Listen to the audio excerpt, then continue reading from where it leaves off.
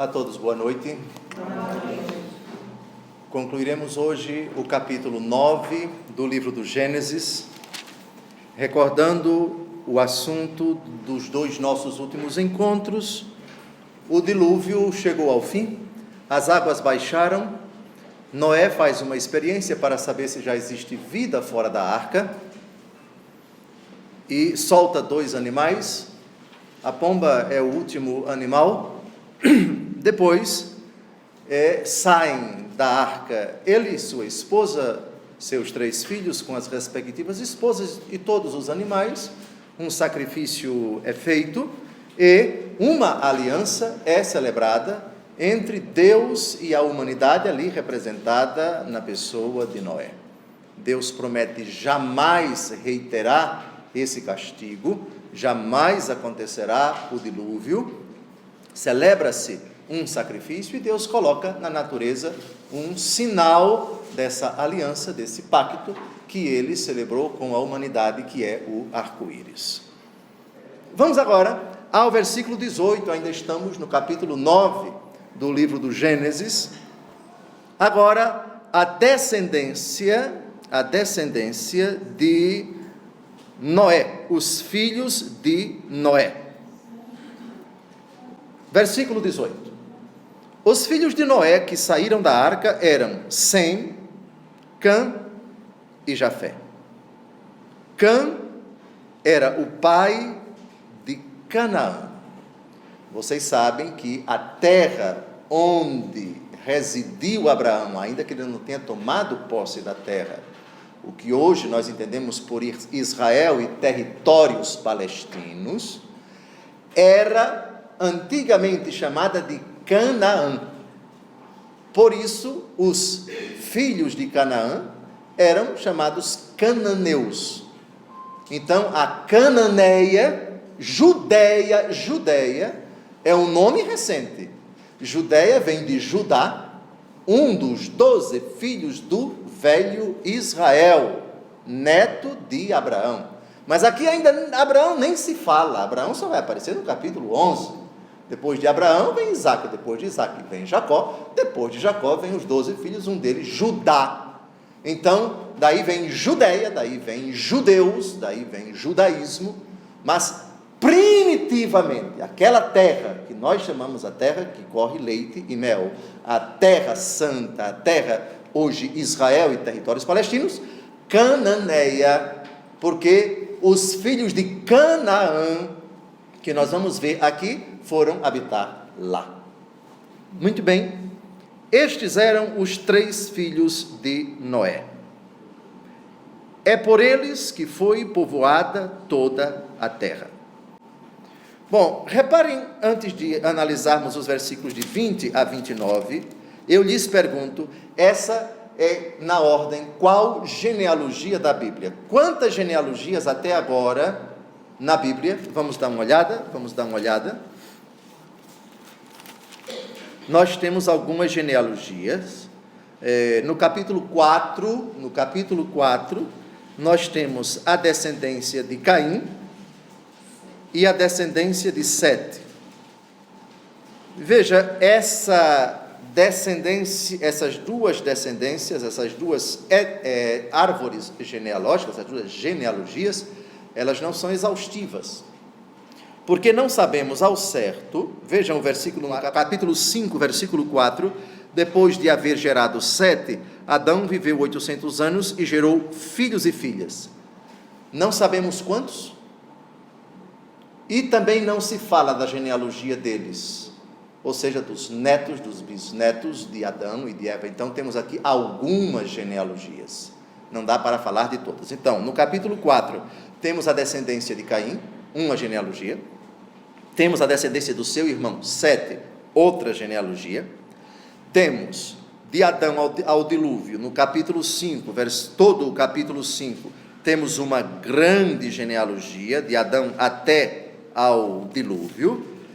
Então, já temos 1, 2, 3 genealogias. E agora chegamos à 4ª genealogia. Já sabemos de quem Noé é filho, agora vamos ver a descendência de Noé, 3 filhos saíram da arca. Agora eu quero que vocês confrontem Gênesis 9:18, Gênesis 9:18, com Gênesis 8:18. Confrontem 8:18 com 9:18 e vocês vão se surpreender. A resposta vocês já sabem, porque nós estamos fazendo um estudo meticuloso. Lembram da coxa de retalhos? O que é que vocês constataram aí? Repetição. Não é isso? Em Gênesis 8:18, Noé saiu com seus filhos, sua mulher e as mulheres de seus filhos.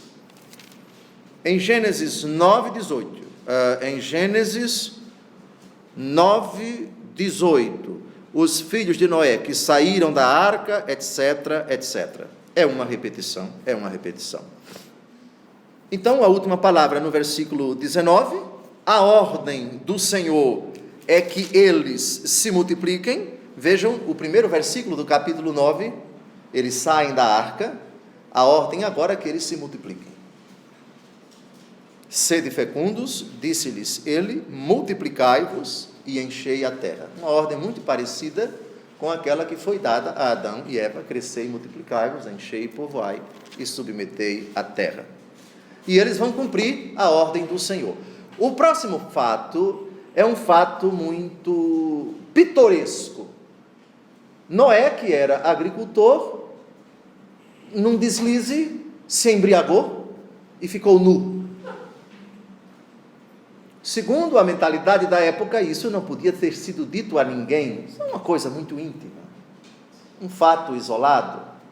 Mas um dos filhos de Noé divulgou o fato. Os outros irmãos, quando souberam, se aproximaram do pai de costas. Vejam o pudor naquele tempo como era aguçado. Nosso pai está nu, nós não podemos vê-lo. Então nosso irmão veio nos contar, vamos então cobri-lo. E eles vieram de costas e cobriram o pai. Depois que passou a embriaguez, um fato, e vai ser a primeira vez na história da humanidade que um pai amaldiçoará um filho. Mas Deus já havia lançado maldição sobre aquele que tirasse o sangue de outra pessoa. Nós já vimos isso na aula atrasada, quando tratamos da questão do derramamento de sangue, não é quem derramar o sangue de outra pessoa, etc. Então, por que o pai vai amaldiçoar não o filho, mas o filho dele? Isso é que é curioso. Vamos ao texto. Gênesis 9, versículo 20. Noé, que era agricultor, plantou uma vinha. Tendo bebido vinho, embriagou-se e apareceu nu no meio de sua tenda. Aqui é a primeira vez que nós temos um excesso no uso de algo extraído da natureza. Obviamente que os puritanos veem nesse versículo uma condenação explícita a qualquer uso de bebida alcoólica. Aqui é preciso distinguir olha os verbos, por favor, olha os verbos. Tendo bebido vinho, embriagou-se. São duas situações diferentes. Beber vinho é uma coisa, embriagar-se é outra. Você se embriaga porque você se excede no uso do vinho. Tratou-se de um uso imoderado. Você se excedeu.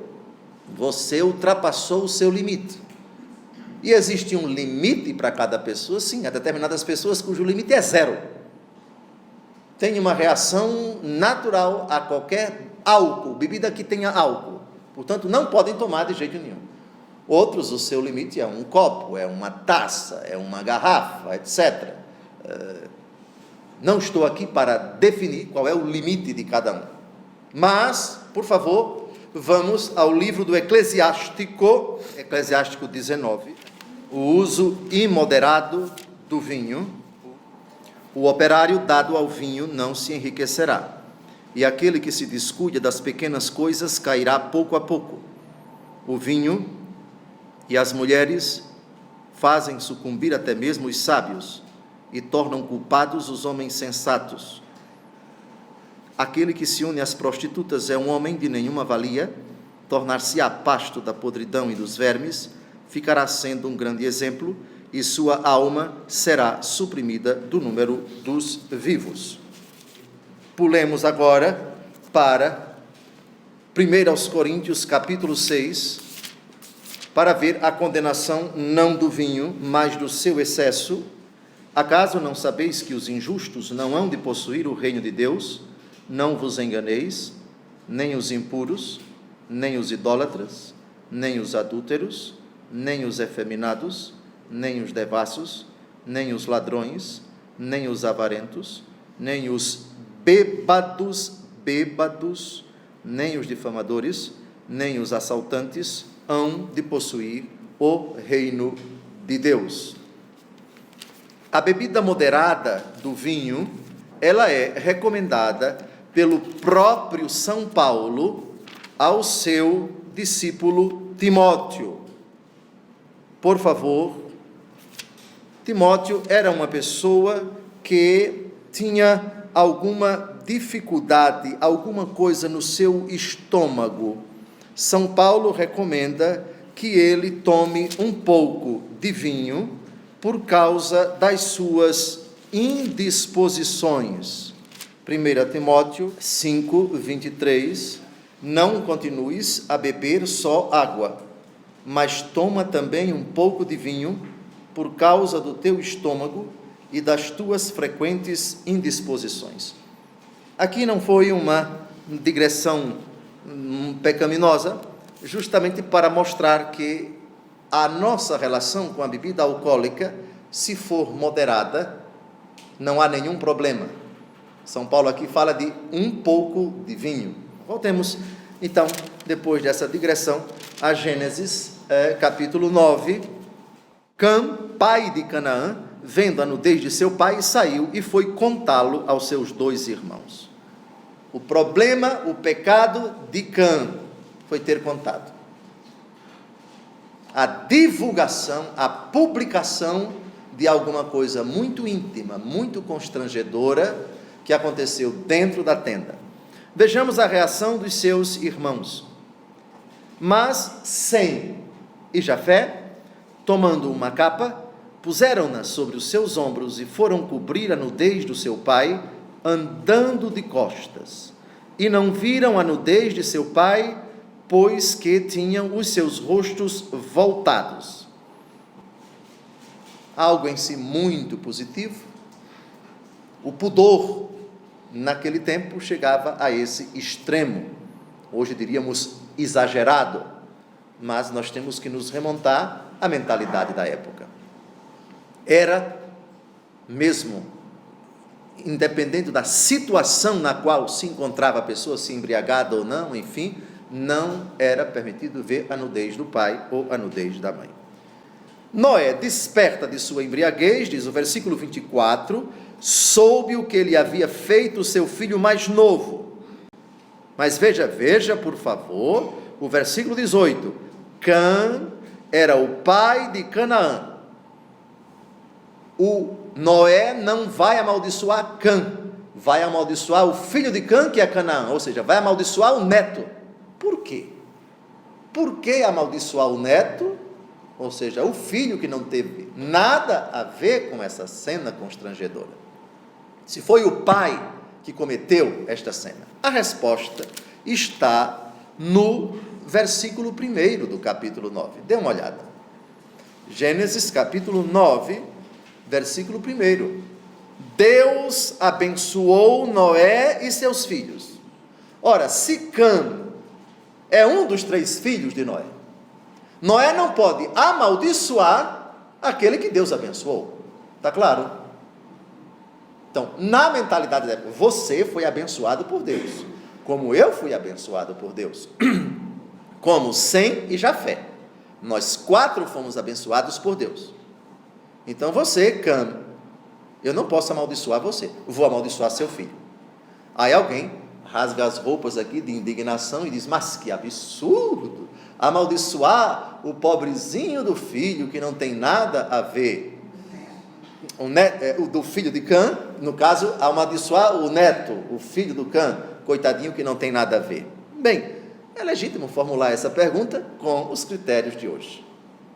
Com os critérios de antigamente, um insulto dessa natureza, uma afronta dessa natureza, um filho que vê a nudez do pai, o que já era proibido, e ainda sai contando o que era mais proibido ainda, porque expõe para os outros a intimidade do coitado, isso era punido com esse rigor, o rigor da maldição.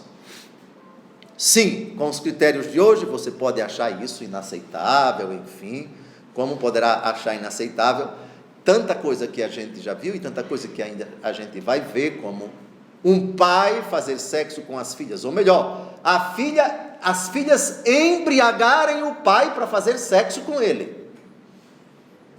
De quem estamos tratando? Ló, quando ele sair de Sodoma, quando a cidade de Sodoma e a cidade de Gomorra forem destruídas, as coitadas vão ficar sozinhas, a verem navios. Estou falando jocosamente, ou seja, não tem ninguém para casar com a gente.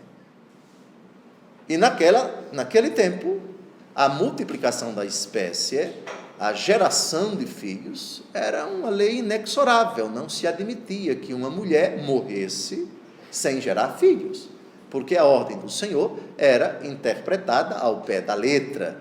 Essa ideia de celibato, de eunuco, etc., não existia ainda em Israel, nos primórdios, nossos patriarcas. Então elas tomaram a decisão de embriagar o pai, para fazer sexo com o pai, para engravidarem do pai. Primeiro foi uma, depois foi a outra. E parece que a embriaguez foi de tal natureza que no outro dia o pai nem lembrou que havia feito sexo com uma filha, e no outro dia que havia feito sexo com a outra filha. E as duas engravidaram. Mas isso é assunto para Sodoma e Gomorra. Esse episódio, vamos lá dar uma olhada, lá no capítulo 19 do livro do Gênesis, capítulo 19, esse episódio pitoresco e que suscita das pessoas nos tempos atuais reações tremendas. Lembrem-se da mentalidade daquele tempo, os valores que eram colocados acima de quaisquer valores nos tempos bíblicos, nos tempos remotos de Abraão para trás, eram diferentes. A hierarquização dos valores era diferente da hierarquização dos valores atuais.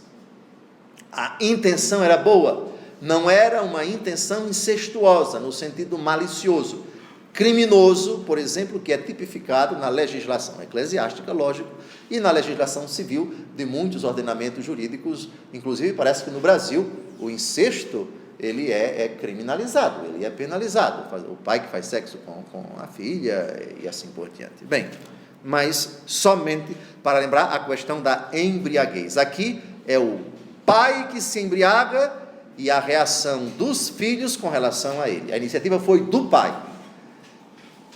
Com Ló, as filhas vão embriagar o pai para fazer sexo com o pai. Mas a intenção não é o que nós entendemos hoje por pecado. A intenção era, aspas, não se assustem, nobre, perpetuar a espécie. Porque elas estão sem maridos, o pai já está idoso. E se elas morrerem sem perpetuar a espécie, a família simplesmente desaparece. E isso era inconcebível na mentalidade daquele tempo. Por favor, hoje isso é pecado? Claro que sim. Não estamos justificando e dizendo que isto, objetivamente falando, é pecado.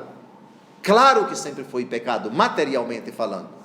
Agora, naquele tempo, há um atenuante, que é essa consciência, que hoje não é nossa, de que a perpetuação da espécie era um bem supremo. e que justificaria, segundo elas, embriagar o pai para fazer sexo com o pai e garantir a perpetuação da espécie. Bem, continuamos, voltemos ao capítulo 9, agora vamos à maldição propriamente dita. Quando Noé despertou de sua embriaguez, soube o que tinha feito o seu filho mais novo, que é Cã, não é Canaã, mas já sabemos porque ele vai amaldiçoar o neto e não o filho.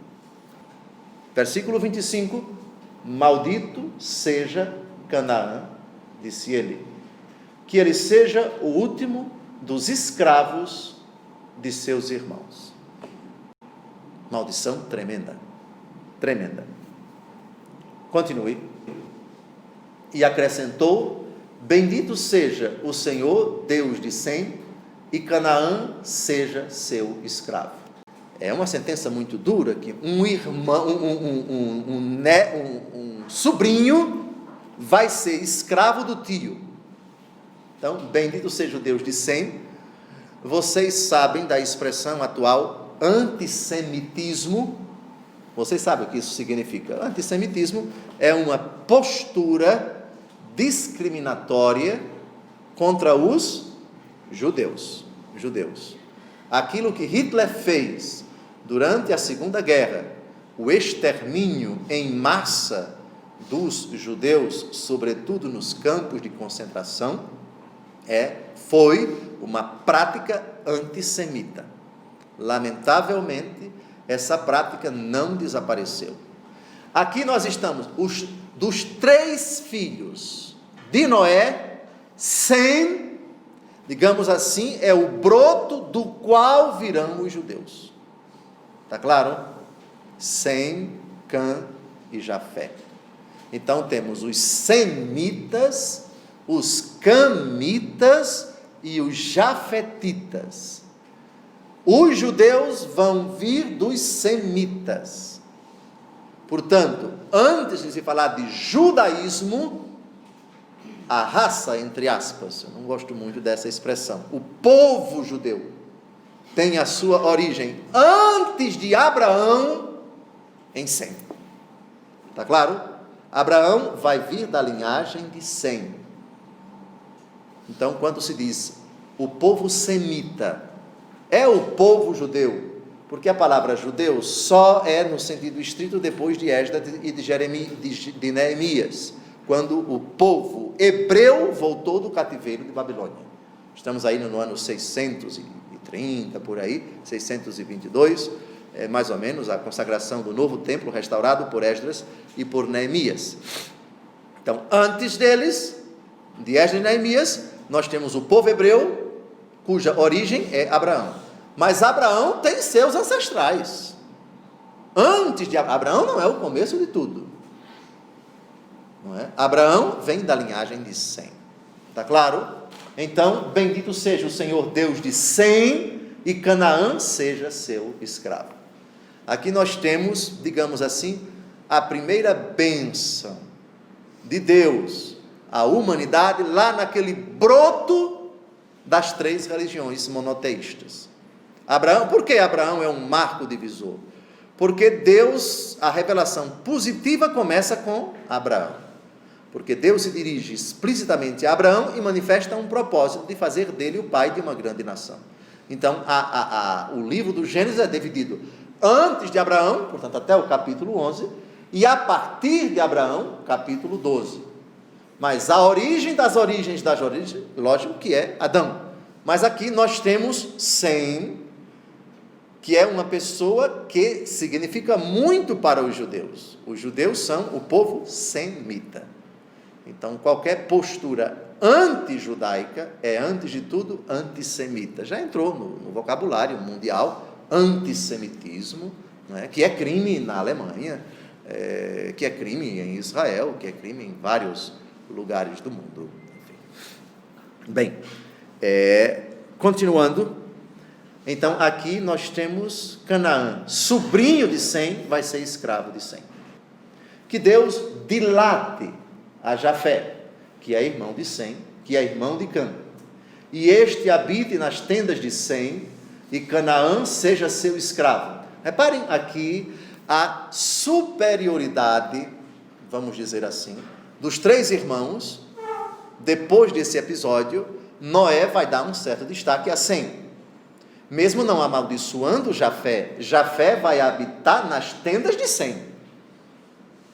Sem vai ser, por assim dizer, o maioral. Sem vai ser, por assim dizer, aquele que, lá com Israel, uma certa prioridade vai ser dada dos 12 filhos de Israel, qual deles vai ter o cetro, e diante de qual deles todos os outros irmãos vão se dobrar?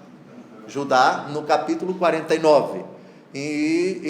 Vamos então a 3 genealogias, a 3 momentos de bênção e de maldição. Esse é um. Vamos ao capítulo 27, não vamos lê-lo todo. Nós temos o episódio inóspito, inusitado, da venda da primogenitura de Esaú para Jacó por um prato de lentilhas. E a mãe de Jacó, a mãe de Esaú, ajuda Jacó a enganar o pai. A mãe enganando o pai, ajudando o filho a enganar o pai, colocando uma pele de animal, de cordeiro, enfim, de ovelha, no peito, porque a pele de Jacó não tinha pelo, não era peluda. Já a de Esaú, sim. Isaac já estava cego, chamou o filho para tocar e tocou no peito. Esse realmente é o meu filho, estou sentindo o cheiro do meu filho e tal. E abençoou Jacó pensando que era Esaú. Então temos aqui um episódio curioso da bênção de um em detrimento do outro. Muito bem, depois o irmão parte para matar o outro, ele foge para a Mesopotâmia, todo o capítulo 17. E o capítulo 49, vamos dar uma olhada. Ali foi Isaac, e aqui Jacó, que chama os seus filhos no fim da vida, e a cada um dirige uma palavra, abençoa e profetiza. O filho que digamos assim, o predileto dele, que vai receber uma bênção e vai receber uma missão, uma tarefa que ele não deu para nenhum outro, é Judá. Gênesis 49, de 8 a 11, de 8 a 12, ele fala mais sobre esse filho, e a história acaba comprovando que de Judá viriam todos os reis de Israel, todos os reis, e o rei dos reis, aquele que o Apocalipse chama de leão da tribo de Judá. Então, voltemos a Gênesis, vamos chegar lá, capítulo 49, talvez daqui a 3 anos a gente esteja tratando disso daí. Volte, por favor, ao versículo 26. E acrescentou, Gênesis 9, bendito seja o Senhor Deus de Sem, e Canaã seja seu escravo. Olha curioso, o Senhor Deus de Sem, não é o Senhor Deus dos outros irmãos, nem o Senhor Deus de Canaã, nem o Senhor Deus meu. Aqui, sem dúvida alguma, os padres da igreja veem uma profecia. O Deus de Sem é o Deus dos semitas, é o Deus dos judeus, é o Deus de Abraão, de Isaac e de Jacó. Lembram daquele episódio, dos lábios de nosso Senhor Jesus Cristo, aquele episódio dos judeus, dos fariseus, dos escribas, enfim, que colocaram uma trápula, uma armadilha para Jesus, não é? Para saber no céu com quem fulano vai se casar. Uma mulher casou com fulano, ele morreu, e conforme a lei de Moisés, ela devia casar com outro para suscitar descendência, só que esse morreu também, e ela casou com os 7, todos morreram, e no céu ela vai ficar com quem? Aí Jesus diz, vocês não estão conhecendo as Escrituras, e ele cita Deus de Abraão, de Isaac e de Jacó. Ora, o Deus de Abraão, de Isaac e de Jacó é o Deus da descendência de Sem, porque o povo judeu veio de Sem, e aqui nós temos algo, bendito seja o Senhor Deus de Sem, e Canaã seja seu escravo. Que Deus dilate a Javé, ou seja, multiplique a descendência de Javé, e este habite nas tendas de Sem. Então Sem vai ser realmente o patriarca. Dos 3, é o mais importante. e Canaã seja seu escravo. Repete o que já disse no versículo 26. Então, o que nós entendemos por cananeus são, na verdade, sobrinhos, o patriarca Canaã, sobrinho de Sem.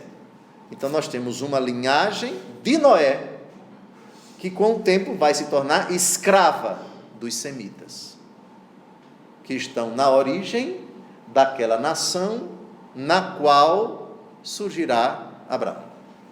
Está claro? Muito bem. Aqui agora é o ocaso da vida de Noé. Noé viveu ainda depois do dilúvio 350 anos. A duração total da vida de Noé foi de 950 anos e morreu. Vamos lembrar, quando o dilúvio aconteceu, Noé tinha quantos anos? Gênesis 7, versículo 6. Gênesis 7, versículo 6. Noé tinha 600 anos quando veio o dilúvio sobre a terra.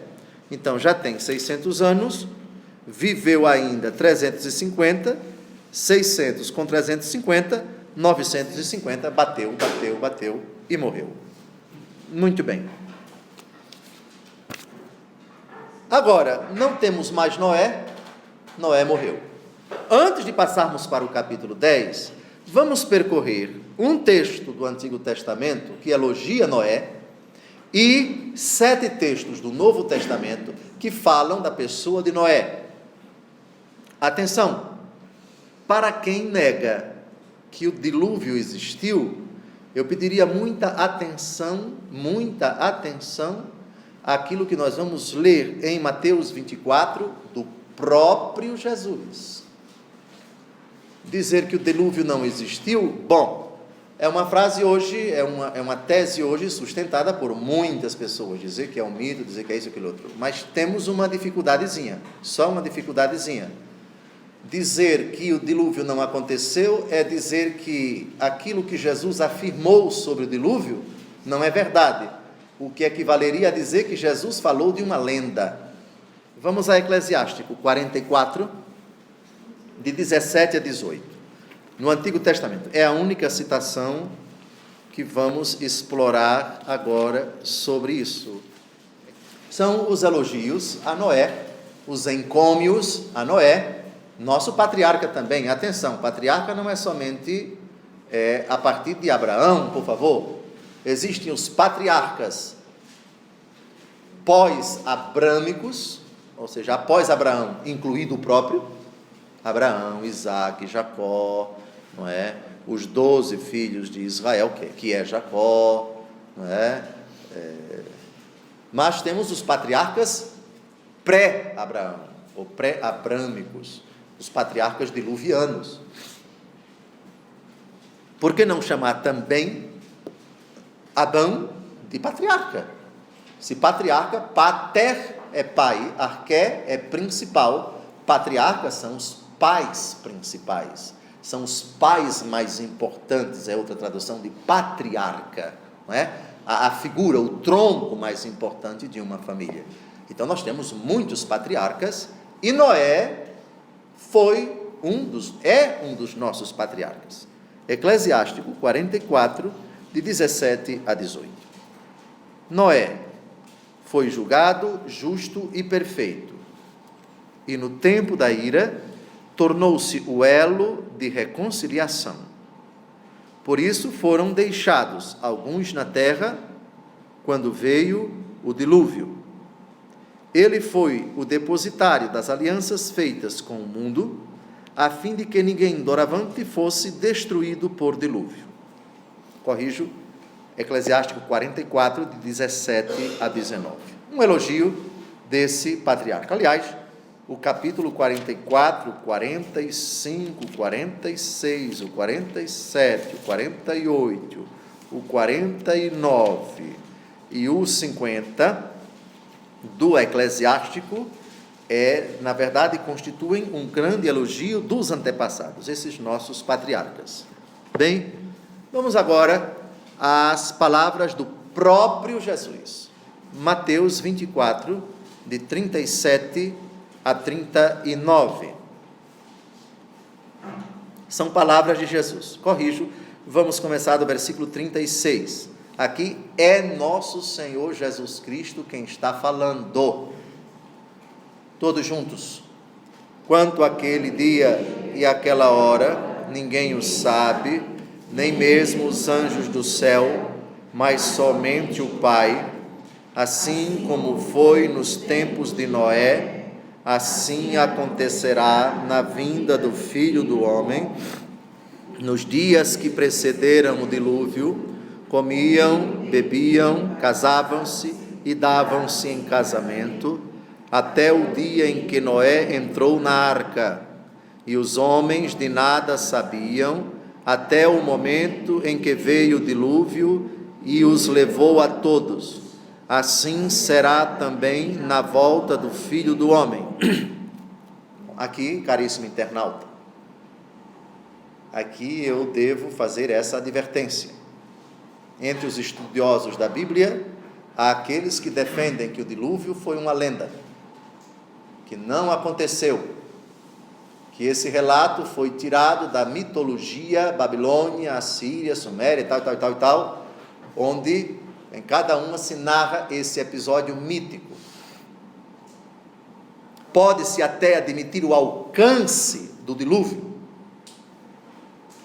se foi em uma grande parte da terra, uma parte da terra foi setorializada, e o autor sagrado deu uma dimensão universal, ou se foi de fato universal, mas a grande dificuldade para aqueles que dizem que o dilúvio foi uma lenda, portanto não aconteceu, é uma mentira, é você sustentar que nosso Senhor Jesus Cristo falou de uma mentira. Isso é complicado. Isso é complicado. Se fosse uma mentira, nosso Senhor Jesus Cristo não falaria. Mas aqui estamos diante das palavras de Jesus, o que os exegetas chamam de ipsissima verba Christi. As mesmíssimas palavras de Jesus. Foram dos lábios de Jesus essas palavras. Então temos essa dificuldade. Respeito profundamente aqueles que defendem que o relato do dilúvio foi uma lenda. Eu só tenho esse argumento como dificuldade para aceitar essa tese. Se você diz que foi uma lenda, você necessariamente tem que dizer que Jesus fez alusão a uma lenda, Jesus falou de uma mentira, Jesus falou algo que não aconteceu. Isso é complicado. Portanto, com o devido respeito a essa tese, eu não compartilho com ela. Somente por esse argumento, as palavras de nosso Senhor Jesus Cristo. Voltemos agora para a carta aos Hebreus, capítulo 11, versículo 7. Uma frase surpreendente. Noé condena o mundo. Noé condenando o mundo? Vamos ler em voz alta esse versículo. Pela fé na palavra de Deus, Noé foi avisado a respeito de acontecimentos imprevisíveis. Cheio de santo temor, construiu a arca para salvar a sua família. Pela fé, ele condenou o mundo e se tornou o herdeiro da justificação mediante a fé. Dom José, pela fé a gente condena o mundo? E Jesus não veio para salvar o mundo? Vamos complicar para facilitar. Nada de facilitar agora. Vamos complicar, vamos tornar a coisa mais complicada ainda para a gente entender melhor. João, Evangelho segundo João. João 3, de 16 a 17, agora é que vai ficar complicado mesmo. Com efeito, de tal modo, Deus amou o mundo, que lhe deu seu Filho único, para que todo o que nele crê não pereça, mas tenha a vida eterna. Pois Deus não enviou o Filho ao mundo para condená-lo. Epa! Vamos repetir? Deus não enviou o Filho ao mundo para condená-lo, mas para que o mundo seja salvo por ele. Agora leia Hebreus 11, versículo 7. Pela fé, Noé condenou o mundo. Agora, Dom José, que eu não estou entendendo mais nada. Jesus não veio para condenar o mundo. E Noé, pela fé, condenou o mundo. Cruz credo. E agora, em nome de Jesus, pelas suas chagas gloriosas, como é que se resolve isso? A resposta está em outro lugar da Bíblia. A resposta é muito fácil. Dos próprios lábios de Jesus. João 16, de 8 a 11. Jesus não veio para condenar, mas Noé pela fé condena. Se Noé pela fé condena, nós também condenamos. Pela fé nós condenamos o mundo. Mas Jesus não veio para condenar o mundo, veio para salvar. A fé também condena. Mas em que sentido? E em que sentido Jesus não condena? Jesus responde.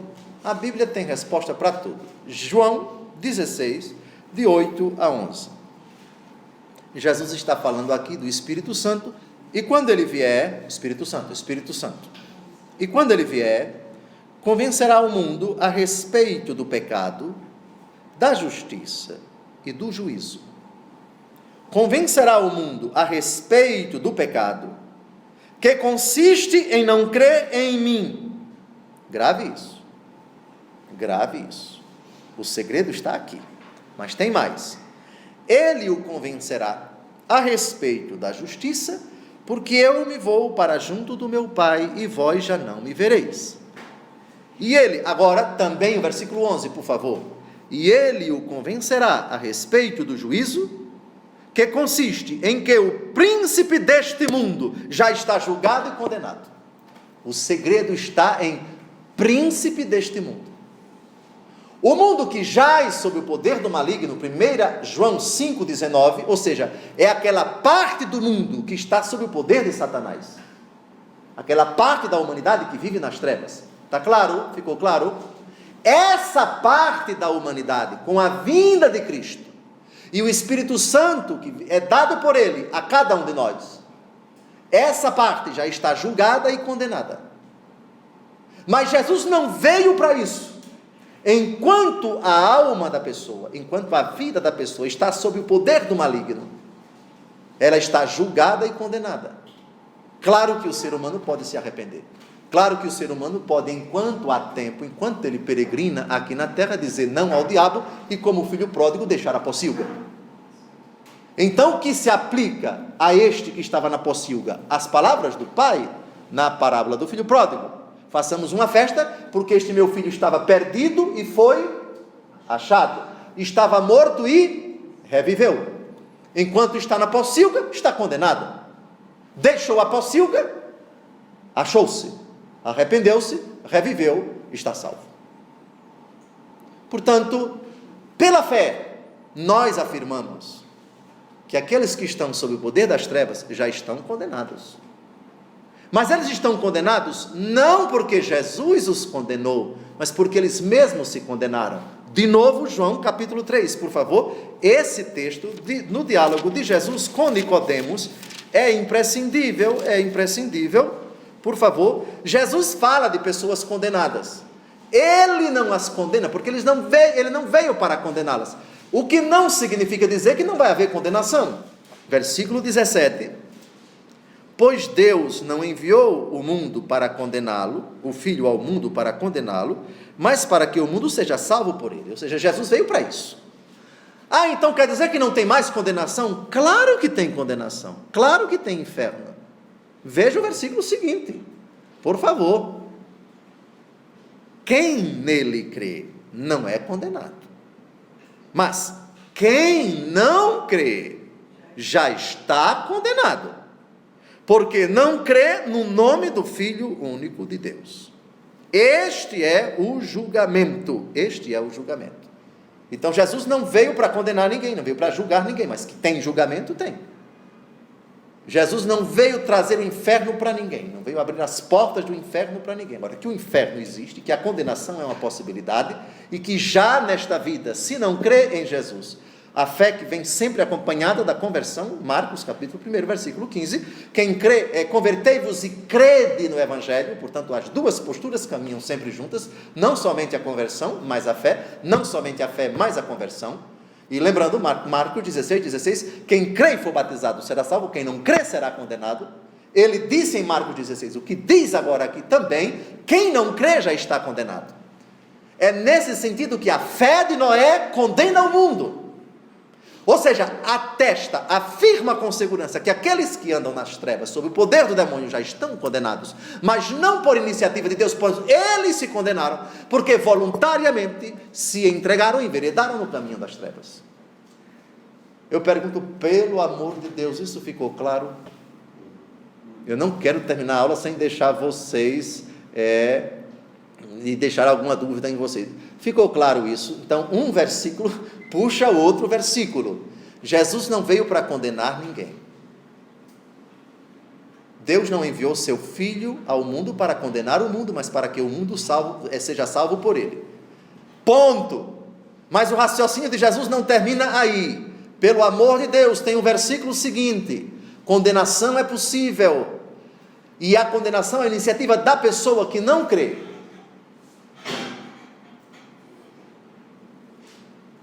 E enquanto permanece no pecado, que é a incredulidade propriamente dita. Então, de novo, o texto de Jesus no Evangelho segundo João, ele enviará o Espírito Santo, e quando o Espírito Santo vier, ele convencerá acerca do juízo, que consiste que o príncipe deste mundo já está condenado. A condenação é para o príncipe deste mundo, e é para o mundo que jaz sob o poder do maligno, 1 João capítulo 5, versículo 19. Portanto, não é um juízo que se coloca no lugar de Deus. Quando Jesus disse, não condeneis, não julgueis para não serdes julgados, Jesus se refere ao julgamento ímpio, ao julgamento que não é segundo os critérios dele. Um julgamento é prematuro, um julgamento é precipitado, um julgamento, enfim, que não é segundo a verdade, que não é segundo a justiça. Mas quando o cristão diz, isso é pecado, porque a Bíblia diz que é pecado, ele está fazendo um juízo certo, não está pecando. Quando o cristão diz, com as palavras de Jesus, se você crê em Jesus, você será salvo, se você não crê, você será condenado. Ah, você está me julgando. Eu estou julgando você segundo as palavras de Jesus. Portanto, não é um juízo meu, eu estou reproduzindo as palavras de Jesus. Portanto, a fé de Noé condena o mundo. Mas o mundo, enquanto jaz sob o poder do maligno, 1 João 5,19. Mundo enquanto criação que livremente se afasta de Deus e decide permanecer nas trevas. A fé, diante disso, ela diz, não, essas pessoas não podem ir para o céu. E quem está afirmando isso não sou eu, estou reproduzindo o pensamento límpido, transparente da Escritura. Eu espero que tenha ficado claro, caríssimos internautas, Jesus não condena, mas a nossa fé condena. Jesus não condena porque veio salvar o mundo, não veio condenar o mundo. Veio para que o mundo seja salvo por ele, João capítulo 3, versículo 16. Mas o versículo 17 fala de condenação. Não por iniciativa de Jesus, não por castigo de Jesus, mas por consequência da decisão da pessoa que se recusa a crer em Jesus, da pessoa que se recusa a sair das trevas, da pessoa que se recusa a sair do domínio de Satanás. Assim, a fé de Noé condena o mundo, como a nossa fé condena. Na verdade, condenar o mundo é dizer que não é de Deus, que não agrada a Deus, aquilo que Deus já disse que não lhe agrada. Então eu estou reproduzindo um raciocínio meu, um pensamento meu, eu estou dizendo nada mais, nada menos, o juízo de Deus na Escritura sobre esse determinado assunto. No próximo sábado, retomamos esse argumento fascinante. Noé, cuja fé condena o mundo. Boa noite.